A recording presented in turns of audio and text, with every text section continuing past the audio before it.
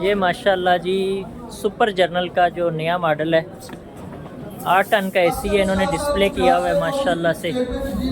और ये देखें जी इनकी जो पीसीबी कार्ड है वो कितना इन्होंने नफीस तरीके से लगाया है।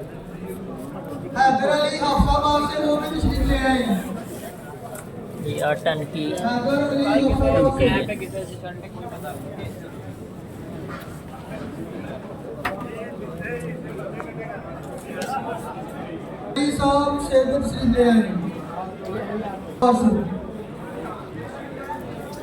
ये आल पाकिस्तान HVAC वेलफेयर एसोसिएशन का सालाना प्रोग्राम है जो कि गुजरांवाला में मुनक्कद हुआ है और इंशाअल्लाह लाहौर में भी अगले महीने होने जा रहा है।